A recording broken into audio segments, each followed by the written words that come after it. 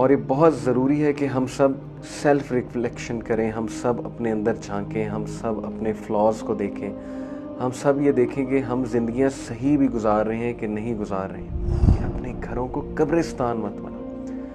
کچھ گھروں میں سونا سونا سا ماحول ہوتا ہے، کچھ گھروں میں محسوس ہوتا ہے کہ بہت نیگیٹو انرجی ہے، لڑائی جھگڑے، ظاہر ہے شیطان بہت ایکٹیو ہوتا ہے نا، ایسی چیزیں ہو رہی ہوتی ہیں اس گھر میں کہ شیاطین کا آنا بہت زیادہ میسر ہو جاتا ہے، بہت آسان ہو جاتا ہے۔ جس گھر میں سورہ البقرہ پڑھی جاتی ہے وہاں شیاطین نہیں انٹر ہوتے، وہاں کوئی برے اثرات نہیں آتے۔ میجیشینز کے لیے موت ہے، میجیشینز کالا جادو کرنے والے سورہ البقرہ سے ڈرتے ہیں۔ ہم کتنا قرآن ریسائٹ کرتے ہیں، ہم کتنا قرآن فالو کرتے ہیں؟ کیا ہمارا کمپینین قیامت والے دن اور قبر میں قرآن ہوگا یا ہمارا کمپینین کچھ اور ہوگا وہاں پہ؟ دیکھیں، اگر کسی نے زندگی کا صحیح فلسفہ سمجھنا ہے اور یہ جاننا ہے کہ اللہ سبحانہ و تعالیٰ ہم سے کیا چاہتے ہیں، ہمارے خالق جنہوں نے ہمیں بنایا وہ ہم سے کیا چاہتا ہے، اور کسی نے یہ دیکھنا ہے کہ وہ کتنے بڑے دھوکے میں زندگی گزار رہا ہے۔ میرے ایک ٹیچر کہا کرتے تھے کہ سورہ البقرہ مومن کا آئینہ ہے، یعنی it will show you such flaws in you for the sake of betterment, it will show you such things کہ آپ کہو گے کہ یار میں کہاں زندگی گزارتا رہا ہوں اور میری آنکھیں اتنا عرصہ کیوں بند رہیں۔ اور یہ سب تب ممکن ہے جب آپ سورہ البقرہ کو اپنا دل دیں گے اور قرآن مجید کو اپنا دل دیں گے، قرآن مجید کے سامنے سبمٹ کریں گے، only then all of this will be possible. سورہ البقرہ جیسا کہ میں نے کہا کہ مومن کا آئینہ ہے، what is meant by it? دیکھیں، سورہ البقرہ آپ کو ایسے شیک کرے گی اور ایسی باتیں آپ کو پتہ لگیں گی کہ you will be able to reflect upon and you will be able to see کہ where do you stand as a Muslim, where do you stand as a مومن۔ اور یہ بہت ضروری ہے کہ ہم سب سیلف ریفلیکشن کریں، ہم سب اپنے اندر جھانکیں، ہم سب اپنے فلاز کو دیکھیں، ہم سب یہ دیکھیں کہ ہم زندگیاں صحیح بھی گزار رہے ہیں کہ نہیں گزار رہے ہیں۔ سو ان دس کانٹیکسٹ میں سب سے پہلے سورہ البقرہ کے کچھ ورچوز آپ سے شیئر کرنا چاہوں گا۔ سب سے پہلے میں آپ کو حدیث سناتا ہوں ترمذی کی، اور یہ حسن اور صحیح حدیث ہے۔ نبی اکرم صلی اللہ علیہ وسلم نے فرمایا، do not turn your houses into graves, اپنے گھروں کو قبرستان مت بناؤ۔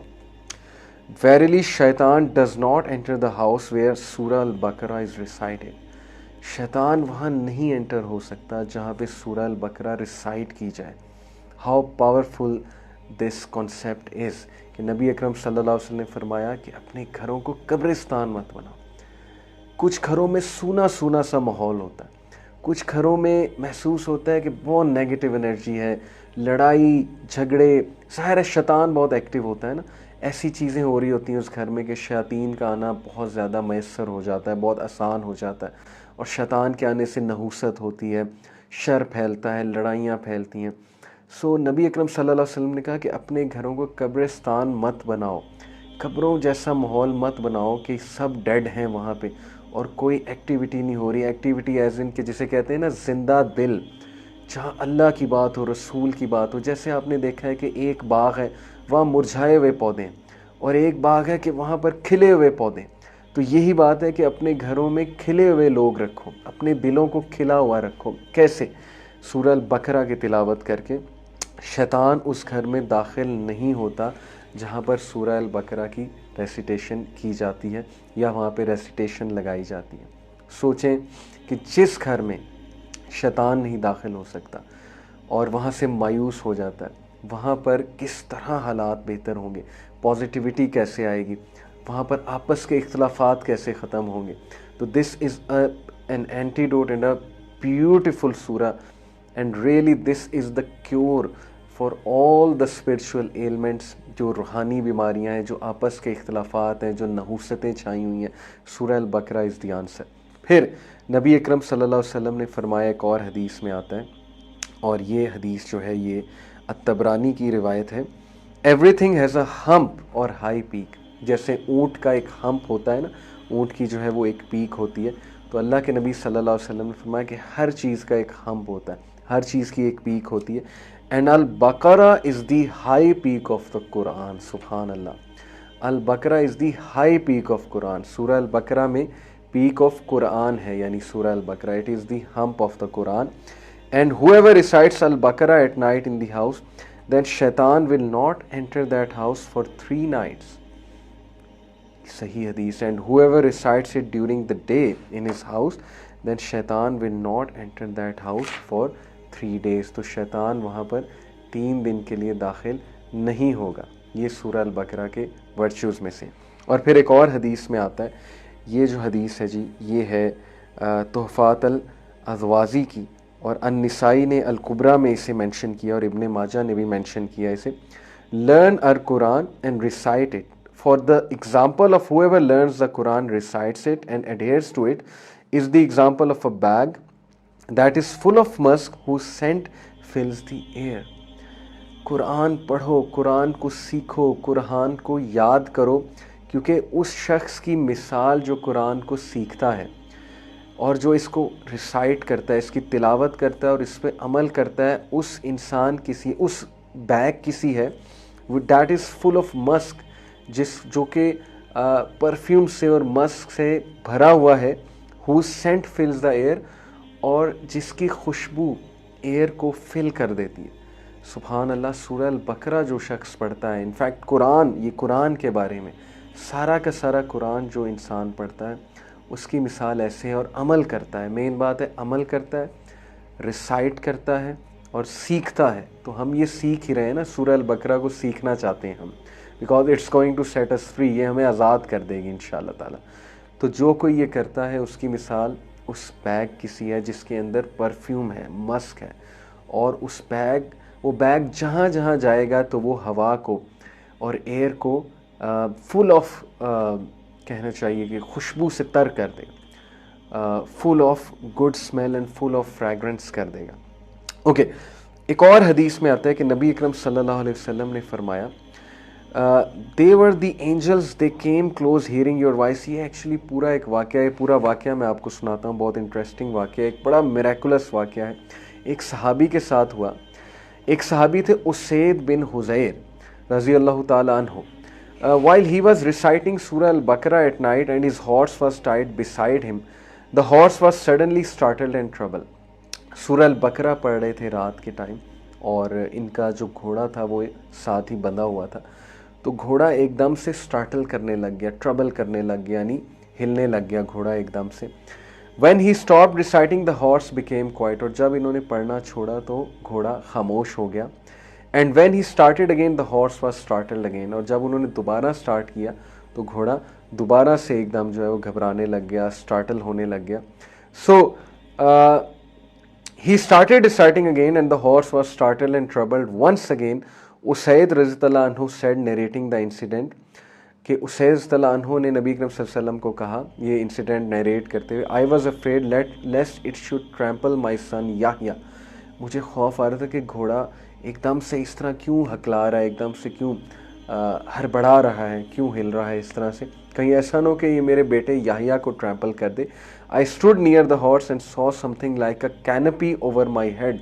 میں گھوڑے کے قریب کھڑا ہوا اور میں نے دیکھا کہ میرے سر کے اوپر ایک کینپی سی ہے, جیسے ایک ٹینٹ سا ہوتا ہے, اور what seemed to be lamps in it, اور اس کے اندر لیمپس تھے, لائٹ نکل رہی تھی, rising up in the sky till it disappeared, اور یہ رائز ہو رہی تھی آسمانوں میں till it disappeared, کہ یہ وہاں سے پھر ڈسپیئر ہو گئی.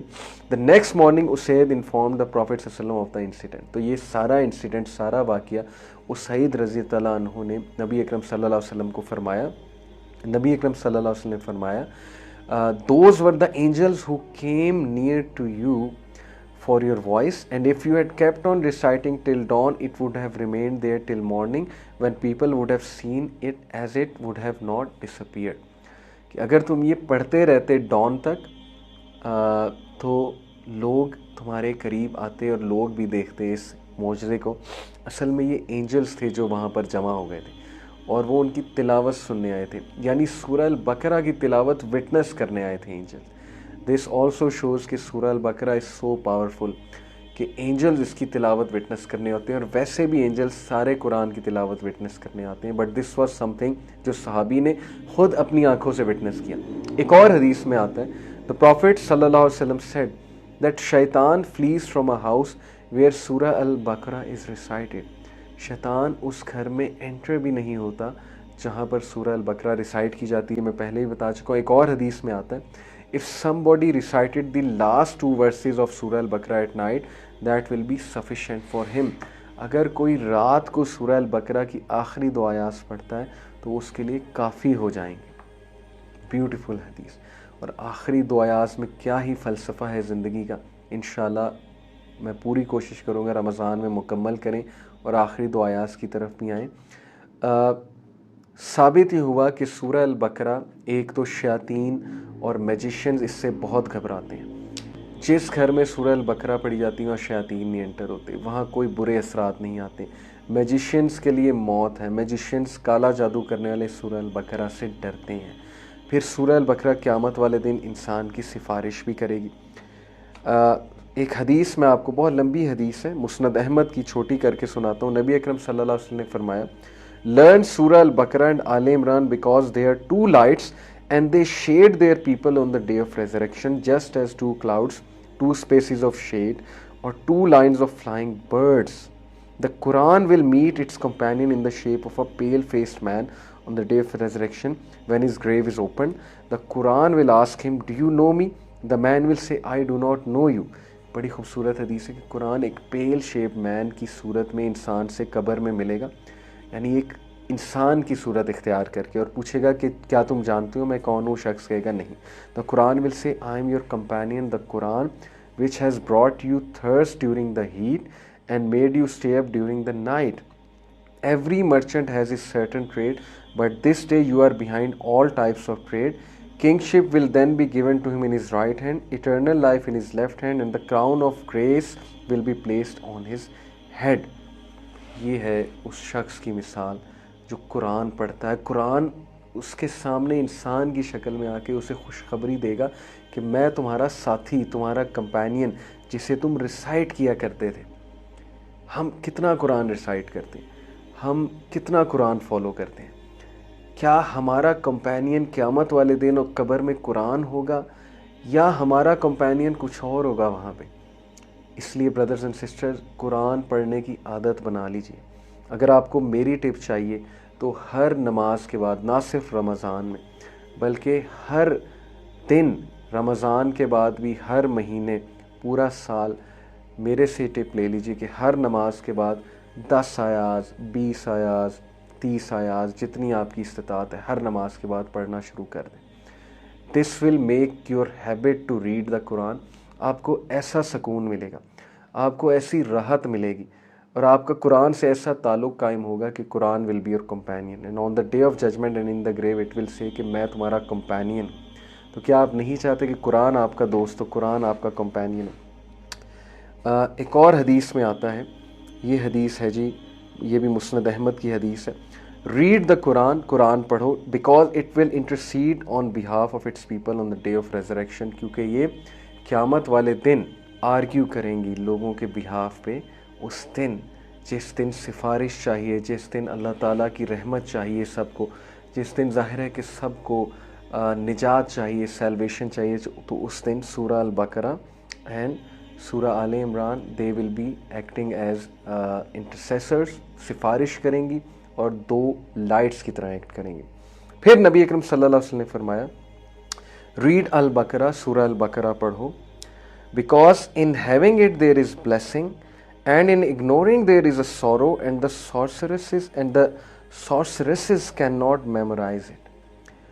जादूगर इससे डरते हैं और सूरह अल-बकरा पढ़ने में ब्लेसिंग है, रहमत है, खुशी है, हैप्पीनेस है, और सूरह अल-बकरा इग्नोर करने में गम है, सौरो है. सुभान अल्लाह.